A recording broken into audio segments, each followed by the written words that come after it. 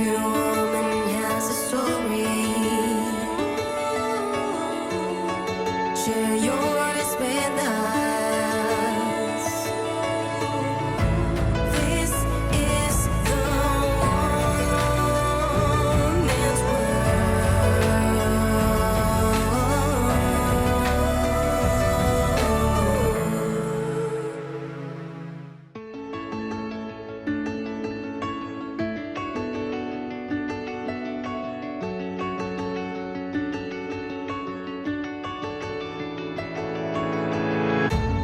Every woman has a story.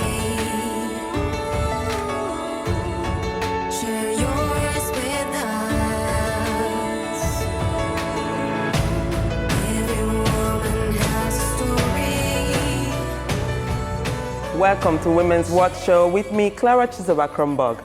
From what seems to be a fairy tale story to fighting for her freedom. Joining me today is the Princess of Qatar. She will be giving us insight to her life and that of her kids since her separation with the Prince of Qatar. Hello, thank you for having me. Thank you for coming. It's really lovely to see you. You are a sight to behold. Thank you. I'm very delighted and very grateful to be here. Well, let's get to it.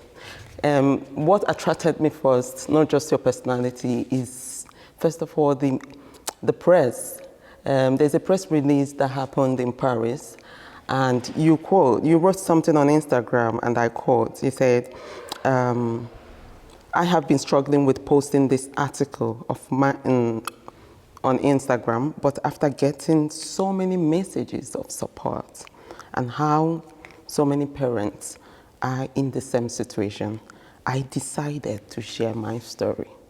Right. Was this story to share? Well, the story is, of course, I separated from my ex-husband, and we have children that are in between us, which is rather difficult when two people separate. So there's been a lot of articles in the press because the custody is going on right now. So I decided after a few years, it's time to speak up. It's time to let people know that, you know, it's not all glam and perfect, that I do also struggle and I go through things, and it's been difficult, and not just for me, but for the children. But why did you decide to tell the story now? You know, it's been so many years, and we're in the final stages of the court. Right. My twin daughters are turning 18.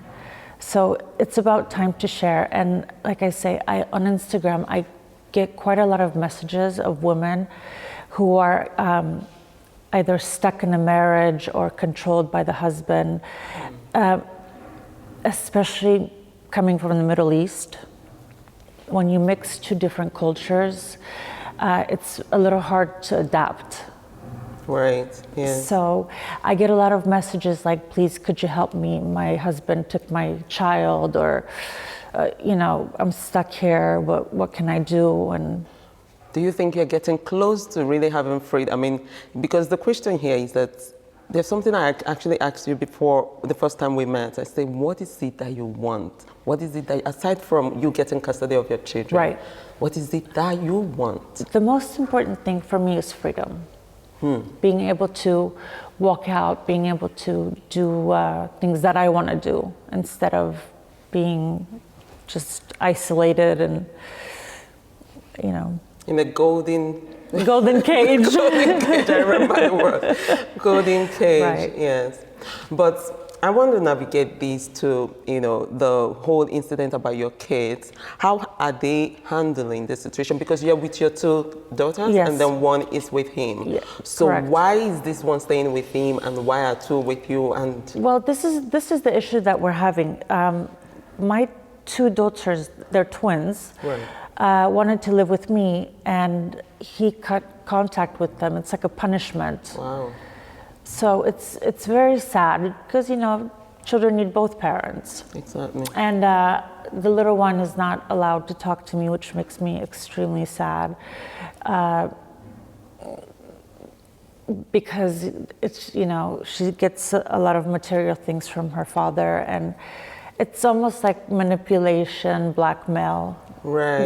which is very sad because I miss my daughter dearly, and And she's the younger one. Oh, how old is she? Reem is 15. Well, what would you say is the most challenging thing not having her at home at the moment? Because you obviously, like you say, you miss her, and you cannot really be that mom from a distance. That, you know. It's like a part of my body is missing, you know. Right. As a mother, when you have children, they're a part of you, so it just feels like, you know, it's Is not he a the good same. dad? How would you describe him? Well, we had some bad news last week, which I was absolutely devastated about. My daughter said in court that her father had touched her inappropriately, which is going to go into an investigation, and hopefully, you know. This is sad coming from a powerful person. It's very sad because, you know, power and diplomatic immunity and money doesn't, you know, shouldn't allow you to be able to do things above the law. Wait, what was your reaction when you heard this? Because I have a 5-year-old daughter, and I just Right. can't wrap it around my head. My reaction. Your first reaction. Well, the maids were there to pretty much catch me because I was so upset. It came in as a text because she hadn't shared it with me. She shared it in court. So I was just, you know, feeling of guilt, feeling of not being there, not protecting her. Right. Yeah. Well, this is really shocking to hear. But in your years of being married to him, did you ever sense the man he is today that does not give this compassion, that does not want to have freedom? Has he always been like this? You know, if I can be honest, people always say we need money, we need money. I think money is actually quite a curse because it isolates you from a lot of people. You know, you always have somebody around. It's a different world. Yeah. Well, that's quite interesting coming from someone who has it all, you know. Well, you know, look at I us. grew up in a normal household, so for me it was, you know, a completely different world. Right. You're an American Polish. Yes, I grew up in the States, and Right. you know, coming into the royal family as an American was something, you know, completely new. Can imagine. yeah. So was it excited in the beginning? Because this is people, I think when people see a lady like you and then you want to tell your story, first of all, you have money. Why is she complaining? Well, I always get that, but no matter what level you are, you still have problems. Right. It still hurts the same. That's right. You know, whether you're here or here, it's still pain. Yeah. So a lot of people say, oh, princess, or this or that. You know, I take my kids to school with my hair wrapped up, my sweatpants, you know, and my tennis shoes. So I don't always, you know, dress up and glam up. It's really lovely. But you know what? I want to know actually how it was when you started with him, dating and then becoming the princess. Because again, it goes back to the question of you have money and you are complaining and you want freedom. You say what you're fighting for is freedom. And I want to know more about that, how you intend to fight for this. But wait, we will continue that right after the break.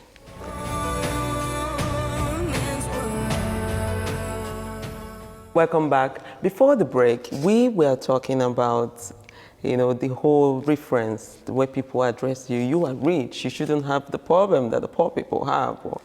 And you want to share your story because as a woman, you have a story. It doesn't matter the status Of course. that you have. Of course. You know, there's the saying, more money, more problems. That too. The thing is that you were married to Prince Abdulazzi Khalifa Al Thani. Did I pronounce that very well? Yeah, very well. Yes. Well, and he has not been paying child support for 2 years, over a year plus. Am I correct? That's correct. This is the reason why I have a case in the court right now, is because I just think it's not just that he doesn't contribute. It's unfair. It's not a money problem. Of course. I mean, you know, these children are our children. Right. So he should contribute, and this is why it was in the press, because it's in the court. And I think it's you know, it's shameful, and I also get criticized that I want money, but I have to also raise my kids. Yeah. My whole life was just taking care of my children. Oh, yes. You know, so people criticize you thinking it's because you want part of the money. That's I'm just asking what was owed. But as well, you know, remember what we said, what I told you the first time we met. I said, for the fact that you married him, you deserve whatever you're asking for. Exactly. And you have his children, so you deserve it. I agree with you. So, and it is okay. It is your story to tell. You know, in a lot of marriages, there's either the husband is very generous and very nice, or it's the opposite. For me, unfortunately, it's the opposite. And Sheikh Abdulaziz, I think, likes to control me through the children. Right. Which, again, I think it's not very polite, and it only hurts them. So do you think he wants you back, or he wants to have all of you in the same room? I can't answer that. That's for him to answer. Yes. Yeah, because he must really be doing it for a reason, just to punish you, or just to, like, if you come back, everything is going to be okay. But like you say, it is for him to answer. That's right. That's right. Well, you know what also really baffles me, or what I keep thinking about, how was it like being married to him in the beginning? Because we want to hear the love story. Because it used to be a fairy tale. Well, yes, or it actually was. I went to Paris by accident. It was a break from my university. And I was a third wheel of my friend who was dating a French banker, I believe. And he said, I have to pass by my client's house to get some paperwork signed. I said, okay. So we went to this house, which was absolutely stunning. And he revealed this is the Prince of Qatar.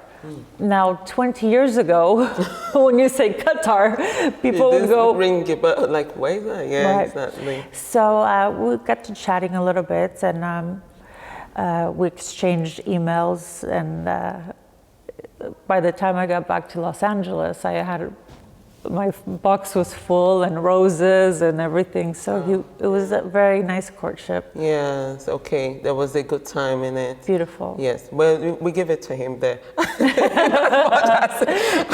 It's good to give credit to who he deserves. But, you know, at the same time, I really wondered, what was it like, you know, when you were dating, or when you met him, you knew that he was Prince of Qatar. Was it your love for him? How did he grow? Because these are the questions. You knew he's a billionaire, and you... I think he knew it before I knew it, because he's much older. Yeah, of course. I mean, yeah.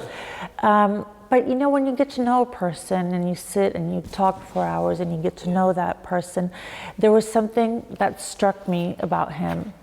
Like, I wanted to take care of him. I wanted to be there for him, because I think he's lonely. You know, it's lonely at the top. It's lonely at the top. So, that's a big word. You know, it was a part of me wanting to take care of him and make him happy. And he was at some point. So when did you think that he became a whole different person that made you walk away? You know, I think because there's such an age difference between us, and some family members came in between, and we just kind of, you know, grew apart. Right. I wanted to live my life. I was still very young, and I had my children very young, so I wanted to experience life where he was already finished with that part. So we were not on the same level. That makes sense a lot. Wow, interesting. But now here you are, fighting for what you really, truly deserve. Absolutely. I'm fighting not for myself, but I'm fighting for all the women, because somebody needs to speak up, because this is happening a lot. Yes, especially maybe, do you think it's Because the issue is not issue of money. Do you think people in power, he's doing it because he's in position, he's in power? And culture. And culture, that. Yes. Because it's not just, people in power that do it. So how is it like in Qatar, where you, do you think that if you were to be in Qatar, you wouldn't even have zero say? Zero? Or how was it? Well, knowing myself, I would have something to say always. Okay. But, the Middle East is still very different. Women are treated much different than men. Yeah. However, that is advancing. Qatar is much advanced in other countries when it comes to that. Sheikh Hamoza did a fantastic job with bringing education to the country and universities, education, where now girls are able to attend university and have opportunities to have degrees and different types of education. But women, do you think women, because this issue this problem you have right now, or issue, maybe also because there's a lot of men in the high places rather than women. Do you think that is changing a lot in the Middle East? In Qatar, yes. Again, due to Sheikh Hamoza. The other Middle East countries, I can't comment, because it's not for me. But like I said, she did a lot for Qatar and for the women there. Great, but your kids being princesses of Qatar, how do you think this will affect them if they are to continue living here or if they ever go back home? I just want my children to always be humble, even though they have a title, and I don't think they'll ever. Yeah, but they're not having challenges being that they have this title. Is the title too heavy on them? How are they handling it? No, because you're born with it, and I just want to raise them like normal children. Go to the market and be able to function as a human instead of just having people around doing stuff for you. Yes. So they kind of know both worlds. Being able to be a princess and at the same time enjoy the and be also a little bit streetwise. That's a good word, streetwise. Yes, I like the streetwise. It's important. I think you are streetwise, by the way. Well, we will continue right after this break. It has really been very interesting, and we'll be back.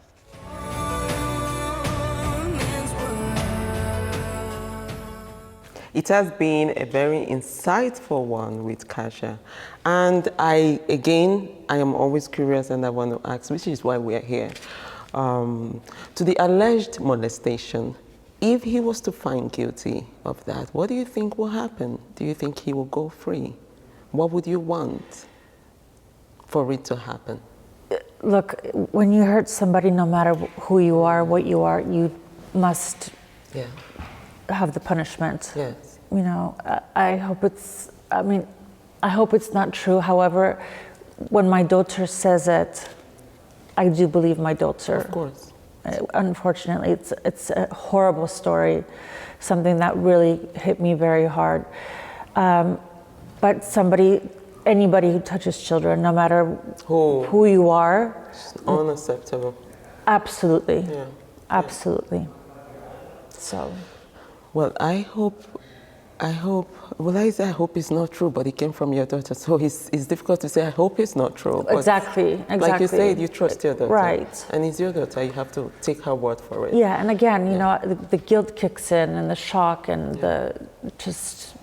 it's I think every mother's nightmare. It is, indeed. But you know what, I also want to ask you right now, if there are a lot of women who is going through the same, whether in the Middle East or in Qatar, they're going through the same thing that you are going through, or you are still, you've been through. Sure. What would you say to them? Well, my advice is, it's everybody has a different situation, but my advice is you have to speak up. You can't, it's abuse. You can't just not say anything. Yeah, speak up. The golden, what did you call it again? Gold cage. The gold cage. For me, when this came up, I wanted to do a platform for women who can't have a voice. Like I want to be the voice for them and help as much as I can to get the story, to get them reunited with the children, to help as much as I can. You should do it. Because I think that's the plan. That's yes, exactly the plan. This is a good step because I think there are a lot of people out there, especially in not just the Middle East or Qatar, or I think in so many places around the world, they're still hiding out. Which is very scary. It is, yes. Because it damages the children very much. It does indeed. How are your kids? How are they doing? The kids are good. You know, I have a very close relationship with my daughters. I see. You know, so they're able to come talk to me. Of course, this was a very difficult subject, so do they know about their dad, how he is, or? Yes, of course. This is really difficult to have the knowledge of who you are and who, you know, your father can be and all of that. So yes. It's challenging. That's correct. Well, there was something you actually mentioned that you have to go to the length of selling some of your things to be able to take care of your kids, and which is why you want to get what you truly deserve for your children. Of course. Yes. This is something my children deserve. It's not something that's, you know, made up or, you know, out of the blue. For instance, in America, if the father doesn't pay child support, he goes to prison, or they take it from the check. Yeah. You know, so I just don't think it was fair just to cut child support. the children, because again, it just affects them.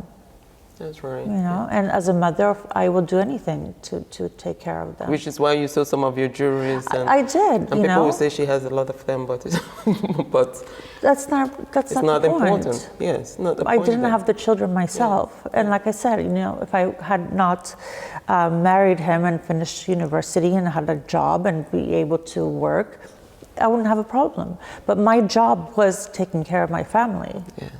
Yes. This is a lot. Well, if he was to be watching this, or if he is watching it right now, what would you say to him? I would just ask him to have compassion and to put himself in other people's places, feel what others feel, because I think the Sheikh lacks a little bit of that. Okay. Yeah. So he needs to feel compassion. Have compassion. We all ask you to have compassion. Exactly. Yes. Thank you for sharing your story. You know what? It's really been interesting, and I want to play a little game with you because I want to get to know you a little bit more and get the audience to know you. This is just a little thing to lighten the mood because we've been in a little bit of a dark conversation. Yes, of course. Okay, this or that game. So I want to first of all say Qatar or Marbella? No. I put it. Marbella. Oh, okay, thank you. Well, would you go? Better weather. Okay. Would you go for money or love? Love. Interesting. Absolutely. Knowing what I know now, absolutely. Good answer. Well, this one is a very tricky one. Same age peer group for a partner or older age? I think it just depends on the people and the character. Age is not a number, you know. I mean, it's just a number, right? It's the way you get along and the way you are. Yeah. So it doesn't matter. I don't think that matters. Oh. No. Nice. Restaurants or eat in? A little bit of both, 50-50. I like my privacy, but I also like to go and socialize with my friends. And nice. Okay, sneakers or heels? Sneakers. Definitely sneakers. Can you see the princess wearing the sneakers? Okay, sneakers. That's interesting to know. Well, it's nice to get to know more of you because I would never imagine that you would pick sneakers over heels. I do. Thank you so much. See, Thank you. we have a tradition here in the show, and that is to give you the gift to show that you have shared your story with us. And I appreciate it so much. And I know that a lot of women out there took a pace and say, wow, I'm not alone. They're not alone. Yes. I always thought I was alone until, like I said, until I started sharing and my Instagram just started filling up. It's amazing. The same is happening to me, the same. What can we do? How can we help? Yeah. So in this show, we have a present to appreciate you for sharing a piece of you, for really telling another woman, you are not alone. And this is a way of me saying thank you for being here. And really, thank you. Well, I equally thank you very Well, much. this is your present. Oh, this is fantastic. After Ramadan, I could have my cup of coffee in the morning. Absolutely. So you take a very nice, beautiful coffee. Thank you here, very or much. Tea. Yes. Every woman has a story, and you just shared yours with us. Thank you for allowing me to do that. Thank you, Kasia. Thank you very much. This means so much. Well, Likewise. I also plead on behalf of Kasia. Please have compassion, and thank you for tuning in today on Women's World Show with me, Clara Krumbach.